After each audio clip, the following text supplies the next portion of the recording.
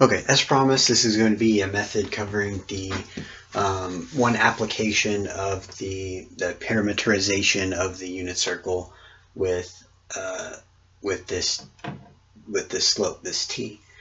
So t is going to be, if you remember, sine theta divided by cosine theta plus 1, or h divided by g plus 1 when we had this as g and h before. But this is a unit circle, so that means this is going to be cosine theta sine theta.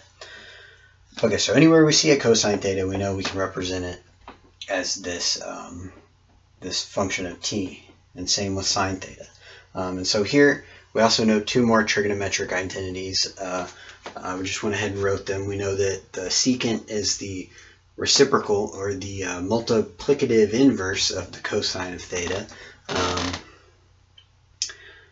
So we know that when we have the reciprocal, we can just flip the numerator and the denominator. So that's going to be secant, and then tangent is going to be sine divided by cosine. So it's going to be this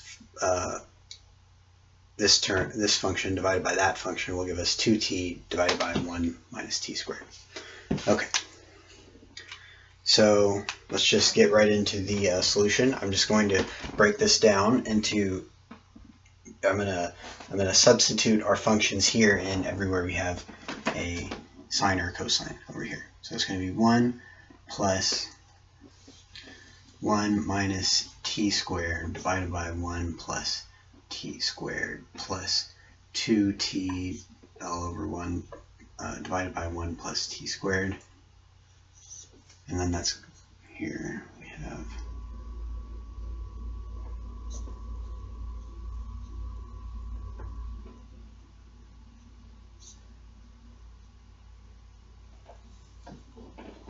okay. So from here we're going to combine these fractions together. I know that we have a common denominator, 1 plus t squared, same with the bottom actually, so I'll go ahead and do the top first. 1 plus t squared plus 1 minus t squared plus 2t, and that's divided by 1 plus t squared. Okay, so the common denominator was 1 plus t squared, and then that's going to be divided by,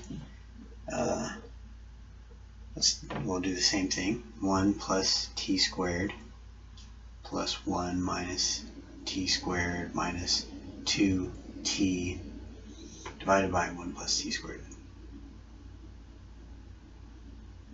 Okay.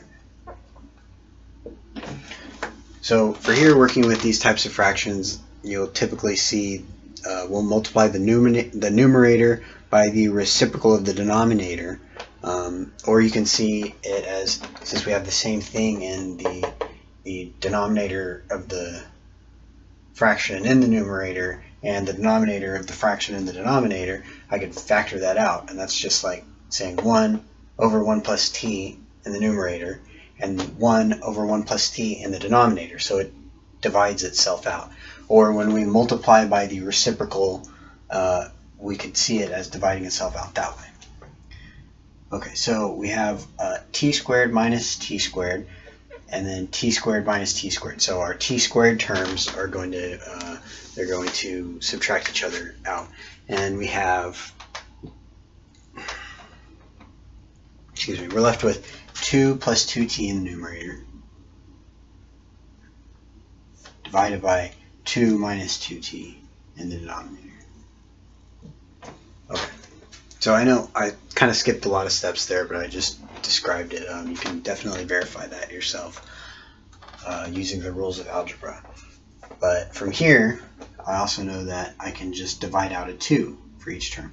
That's going to be 1 plus t divided by 1 minus t.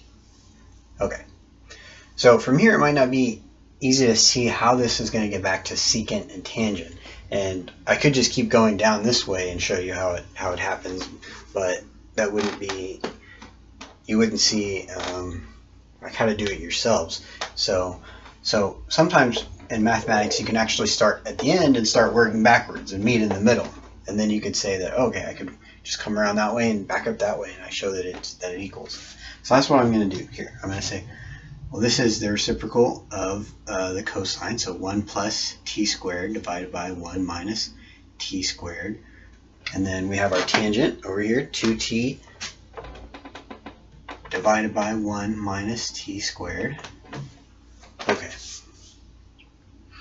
So from here we're going to combine this together, and I'm going to have t squared plus 2t plus 1 divided by 1 minus t squared. Okay, from here I'm going to see that factors to be t plus 1 times t plus 1.